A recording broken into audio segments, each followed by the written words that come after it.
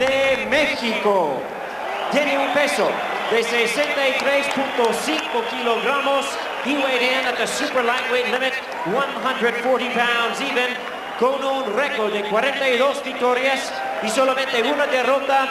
Tiene 32 victorias por knockout.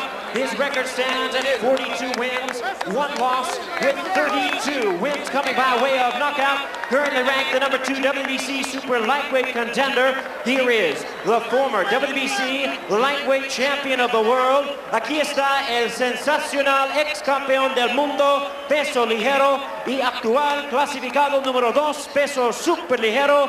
Demos la bienvenida al bravísimo Miguel Angel Gonzalez.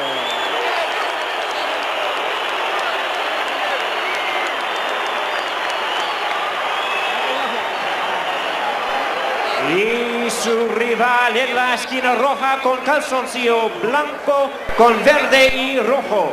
His opponent in the red corner wearing white trunks with green and red trim, representando Culiacán, Sinaloa, México. Pesando 63.5 kilogramos, he weighed in the same at 140 pounds. Tiene un récord de 100 victorias, 2 derrotas y un empate, con 83 victorias por knockout. His tremendous record includes 100 wins, 2 losses, 1 draw, and 83 wins coming by way of knockout. Introducing the 6-time world champion in 3 weight divisions and the current WBC number 1 ranked super lightweight. Aquí tenemos al 6 veces campeón del mundo en 3 diferentes categorías. Demos la bienvenida al gran campeón mexicano, Julio Cesar Chavez.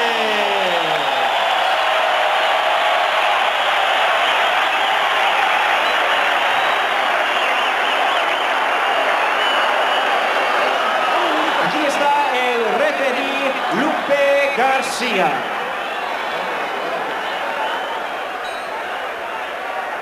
Bien, señores, ya platicamos en los vestidores. Hagan una buena pelea y que gane el mejor, señores. ¡Suerte los dos!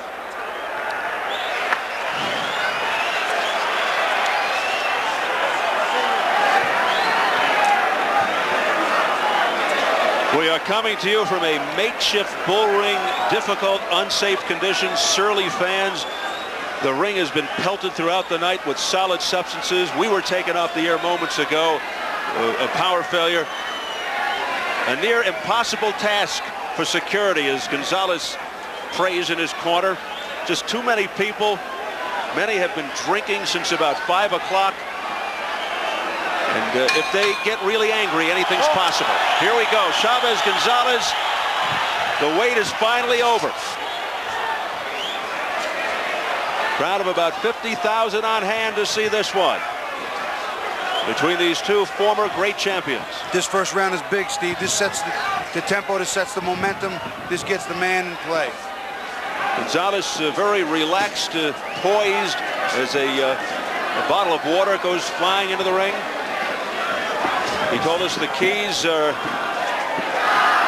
movement and distance. The crowd chanting early for Chavez.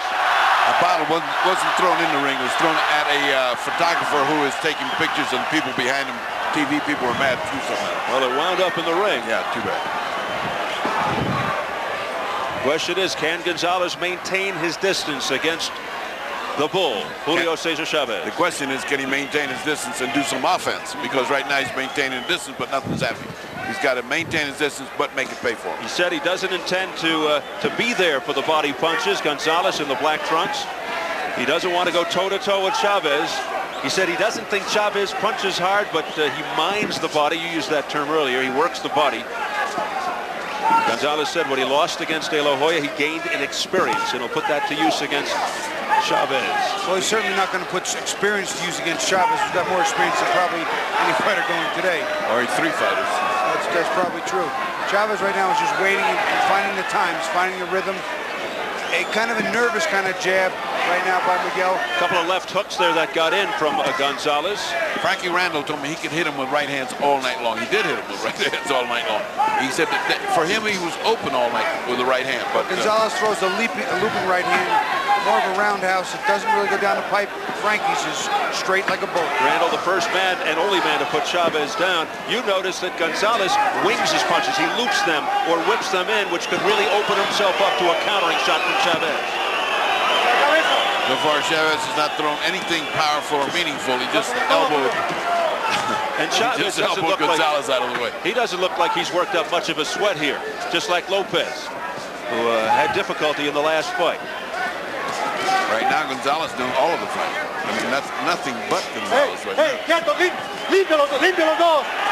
now. Gonzalez really feels he's prepared mentally and physically for this fight, unlike the De La Hoya fight.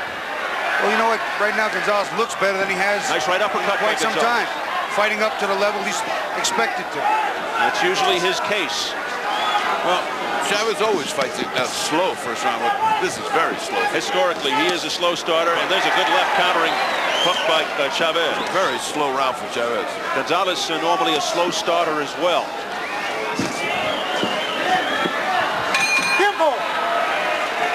Let's get it over to Jim Gray right now. Jim. Hey, thank you, Steve. Big story developing. I have with me the president of the WBC, Jose Suleiman. Jose, at the end of that fight, you say you saw that Lopez won the fight on the judges' card 2-1, a majority decision on a split decision. And you say that it was doctored, and now Carlos Chavez, the WBA supervisor, has it locked, the scorecard round by round in his briefcase and won't let anybody see it.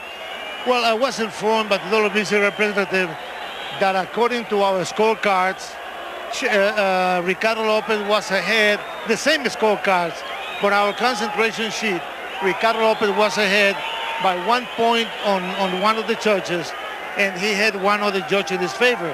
So and why Mr. Conde was in favor of why won't he let you or anybody else see the card? Well, he told me that he saw in Dolby Shirley's card that by mistake he had scored it the other way because the point deduction was given to the other fighter, and he said that he will you protest? I am demanding, and we are friends, and as soon as this fight is over, we are having a meeting and reviewing the whole thing. Thanks, Jose. This one smells bad. Thanks for trying to straighten out. Thank you. Steve? All right, Jim, but keep in mind, that is the president of the WBC. He would like to see his man win. There's not an agenda there, is there? Oh. Okay, it is round 2 for the Vacant WBC Super Lightweight Championship, both starting out slowly in round 1. Already Chavez has started out more quickly. Double jabs to the right hand. He's already got a left hook in the body in earlier while we were talking. Well, he wasn't going to go that slow. I mean, he went much slower. He'd been standing still. Well, he threw the first round away, that's for sure. Oh, low blow. Low blow and a butt. Yeah, Lupe Garcia has to act quickly now. Oh, not another one of those nights. Let's hope not. You know, he cuts a lot, this Chavez now. You know, this has been his fate now. We saw it a lot in the recent past. Well, that was a good hit, but against De La Hoya. The jab being deflected by Chavez. There's Chavez's jab now. Back comes Gonzalez. See, there's not a huge height and reach disparity as we were talking about, but Gonzalez fights more straight up and down, uses longer reach, a rangier, longer, lanky jab. Chavez fights shorter. Gonzalez won't go side to side much. He has fast hands. He is heavy-handed. Has a good heart like Chavez. Gonzalez has been rocked. Some feel he has a suspect chin. well, he didn't get a 42-1 record with a suspect chin. Whoever thought that in the boxing. No, I think his chin's pretty good. De La Hoya hit pretty well, and he gave back what he got. A lot of it, but his corner attributes it to the weight problems. Now Chavez pushing Gonzalez back, and the crowd reacting. He got his attention with that left hook right hand. It was clean and on the money. Well, back comes Gonzalez. Good straight nice combinations. By Chavez there. There's that left hook to the body.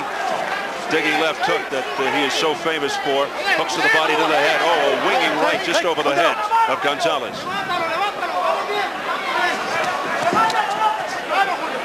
The vicious infighting by Chavez. The pace is starting to take on, and the tone of the fight starting to take on one that would lead an advantage to Chavez. Mixing it up on the inside. Digging body shots by Chavez and going upstairs. There's a nice right uppercut by Gonzalez to the chin of Chavez. Chavez Chavez, very hard to put down, only down once. 93 against Randall. Every fighter that fights Chavez has the same game plan. Keep a distance away from him, keep him away from the body shots. That's very easy to think about, but hard to do against Chavez. We head for the bell in round 2. Big miss there by Chavez. I think Gonzalez doing very well again.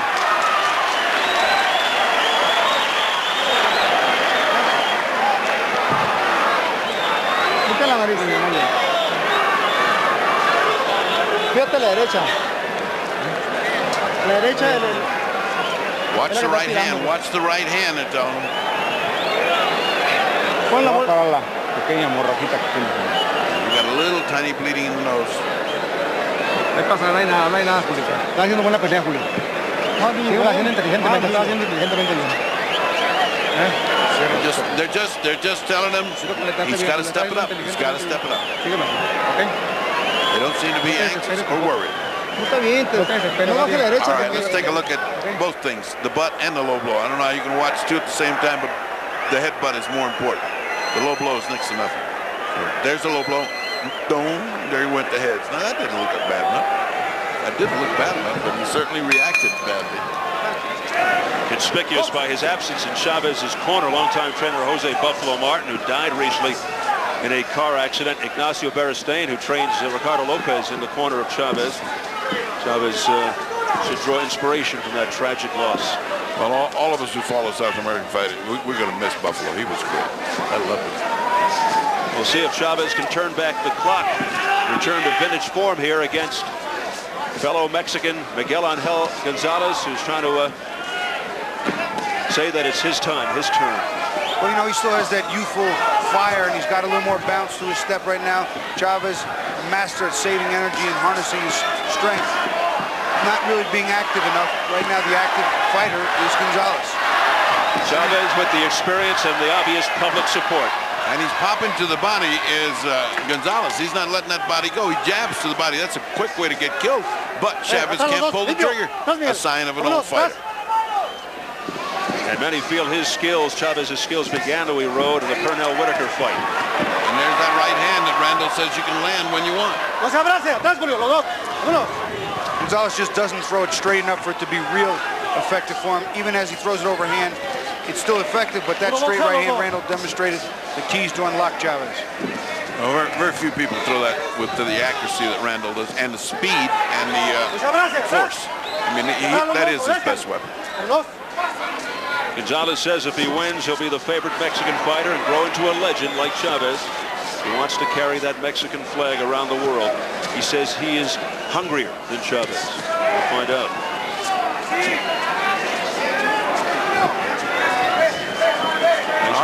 Hardest thing in boxing is to stay hungry when you're on top. Boy, that's hard. And this is the 104th fight of Chavez. Good hook. Beautiful left hook. Good hook, landed right on the button. Didn't look like it had any effect, but it landed right on the button.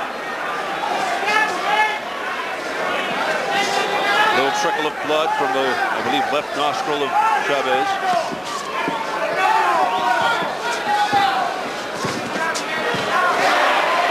Chavez getting punches in that clinch. I think they're about even in that. They both exchange punches. Yeah, they both kind of turned their heads to the side and wrecked each other's jaws a little bit. A little holding and hitting by both men. You see who's doing the leading. Once again, we're looking at Chavez going back, not forward. Pressing the attack. I mean, you know, he's so used to going forward and conquering everybody. It's odd to see him going back eating jabs. The holding and hitting by Gonzalez. Chavez with Gonzalez against refusing everything, including elbows, and the crowd erupts as the bell sounds. He hit him with two good solid elbows and a forearm. Gentlemen, to me, he didn't do enough to win that round. Chavez, I mean, I'm waiting for him to get started. I'm either waiting for somebody that's not here tonight or something is wrong. He's just not getting started. Sometimes you wake up and you can't get started. Well, that's what you call old age. I hate to say it. Easy now, he's a few months younger than me.